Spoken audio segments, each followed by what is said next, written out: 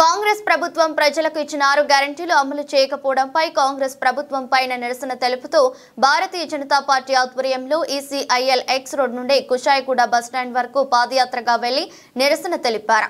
ఈ కార్యక్రమానికి ముఖ్య అతిథులుగా బీజేపీ రాష్ట్ర ఉపాధ్యక్షులు మాజీ ఎమ్మెల్యే ఎన్వీఎస్ఎస్ ప్రభాకర్ మరియు మాజీ ఎమ్మెల్యే భేతి సుభాష్ రెడ్డి పాల్గొన్నారు।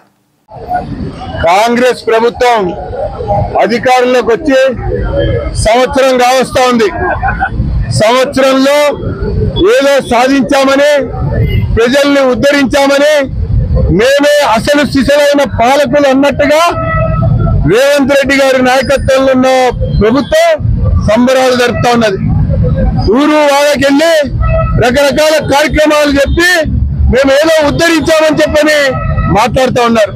అయ్యా ముఖ్యమంత్రి గారు, మీరు సంవత్సర కాలంలో మరి ప్రభుత్వ పరంగా సాధించినటువంటి విజయాలు ఏంటి అని భారతీయ జనతా పార్టీ ప్రశ్నిస్తా ఉన్నది, నిలదీస్తా ఉన్నది। ఒక్క పథకమైన మీరు చెప్పినటువంటి 6 గ్యారెంటీల్లో ఒక్క పథకమైన పూర్తిగా ఈ తెలంగాణ రాష్ట్రంలో ఉన్నటువంటి ప్రతి ఒక్కరికి అమలు జరిగే విధంగా అమలు చేశారా అని చెప్పని సూటిగా ఈరోజు ప్రశ్నిస్తా ఉన్నాం। ఒకవైపున రుణమాఫీ కూడా మొక్కుబడి రుణమాఫీగానే సాగింది। ఇప్పటికి కూడా బ్యాంకులు ఆ రైతుల యొక్క పాస్ పుస్తకాల్ని వీళ్ళు రుణం విముక్తయ్యారు, ఇదిగో నీ పాస్బుక్ అని ఒక్క రైతుకు కూడా ఇచ్చిన పాపాన పోలేదు అన్నటువంటి విషయాన్ని నేను మీకు మనవి చేస్తా ఉన్నా। దాంతో పాటు ఉచిత బస్సు ప్రయాణం గురించి మాట్లాడారు। బస్సుల సంఖ్య మాత్రం పెంచలేదు, కానీ అవే బస్సులను మాత్రం తిప్పుతూ మహిళల్ని ఉద్ధరించామని చెప్పన్నారు। కానీ మహిళల కోసం ఇస్తామన్నటువంటి నీ యొక్క తులం బంగారం ఏమైంది, నీ స్కూటీ ఏమైంది, మరి పావుల వడ్డీకి సంబంధించిన విషయంలో నువ్వు అదనంగా ఇస్తామన్న నిధులు ఏమైనాయని చెప్పని భారతీయ జనతా పార్టీ ప్రశ్నిస్తా ఉన్నది। అంతేకాదు ఈరోజు ఈ రాష్ట్ర ప్రభుత్వం ఇందిరమ్మ రాజ్యం అని పదే మాట్లాడుతూ ఉన్నది। కానీ ఇందిరమ్మ రాజ్యం అంటే వీర్లు అమ్ముకోవాలి, భూములు అమ్ముకోవాలి। ఇందిరమ్మ రాజ్యం అంటే కూలగొట్టాలి। అతిథిగా ఎన్ఎస్ ప్రభాకర్ గారు, మాజీ ఎమ్మెల్యే, అదేవిధంగా శిల్పారెడ్డి గారు, ఇక్కడ విచ్చేసిన పెద్దలందరూ కూడా పేరు పేరున ధన్యవాదాలు తెలియజేసుకుంటూ మరి ఈరోజు 6 రోజుల కార్యక్రమంలో భాగంగా మరి 100 సంవత్సర కాలంలో మరి పండుగ చేసుకున్న సందర్భాన్ని చూస్తూ ఉన్నాం। ప్రజలంతా గుర్తిస్తూ ఉన్నారు, ఏ మురుగా పెట్టిందని పండుగలు చేసుకుంటా ఉన్నారు। వరంగల్లో పండుగ అన్నారు, రేపు హైదరాబాద్లో పండుగ అంటున్నారు। ఈ సంవత్సర కాలంలో మీరు ఉరుగా పెట్టింది ఏందో ఒకసారి ప్రజలు చెప్పాల్సిన అవసరం ఉన్నది। ఏమి చేయకుండా పండుగలకే పరిమితమవుతున్న మీరు ప్రజలు ఎలా గమనిస్తా ఉన్నారు, ప్రజలంతా కూడా వ్యతిరేకంతో ముందుకు వస్తా ఉన్నారు। ఏ ఒక్క పథకం కూడా ప్రభాకర్ గారు చెప్పినట్టు ప్రతి పథకం కూడా ఒకటి కూడా అమలు చేయకుండా 6 పథకాలు ఈ రోజు వెనుకంజలో ఉన్న సంగతి గుర్తిస్తా ఉన్నాం। రైతు బంధు 10,000 నుంచి 15,000 చేస్తా అన్నావు, 10,000 గతి లేదు ఈ రోజు వరకు। మరి 1,00,000 రూపాయలు కళ్యాణ లక్ష్మి ఇస్తాన్నావు, తులం బంగారం ఇస్తాను, ఆ 1,00,000 రూపాయలే గతి లేదు ఈ రోజు వరకు। ఇటువంటి మరి మహిళలకు స్కూటీలు ఇస్తా అన్నావు, స్కూటీలు లేవు। 2,000 నుంచి 4,000 చేస్తా అన్నావు, అది లేదు।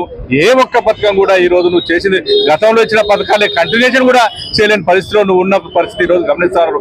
దానికి ఇంకా పండుగలనే పేరుతోటి ఉన్న పైసలు కూడా ఖర్చు పెట్టే రకంగా ఈ రోజు మరి వరంగల్లో పండుగ, హైదరాబాద్లో పండుగలని పండుగలు చేస్తూ పండుగలకే ఖర్చు పెట్టే కార్యక్రమం చేపడతా ఉన్నావు। నువ్వు ఇచ్చిన ఏవైతే హామీలు ఉన్నాయో హామీలను గతం కంటిన్యూ చేయడం కాకుండా కొత్త ఇచ్చినవి కూడా ఏమి చేయలేని పరిస్థితిలో ఉండి ఈ రోజు దానికి మరి భారతీయ జనతా పార్టీ 6 రోజుల పిలుపు మేరకు ఈ రోజు 2వ రోజు కార్యక్రమాన్ని ఉప్ప నియోజకవర్గంలో చేయడం జరుగుతోంది।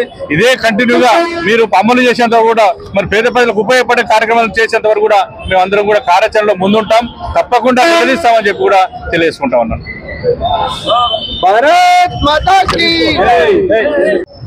కిషన్ రెడ్డి గారి ఆదేశాల మేరకు డిసెంబర్ 1 నుంచి 5వ తారీఖు వరకు ఏదైతే ప్రతి అసెంబ్లీ కాన్స్టిట్యున్సీలో 6 గ్యారంటీలు 66 మోసాలు ఏదైతే మన కాంగ్రెస్ ప్రభుత్వం చేసిందో అది ప్రజలకు తీసుకెళ్లే విధంగా ఈ రోజు ఈసీఐఎల్ నుండి కుషాయిగూడ బస్ స్టాప్ వరకు పాదయాత్ర నిర్వహించడం జరిగింది।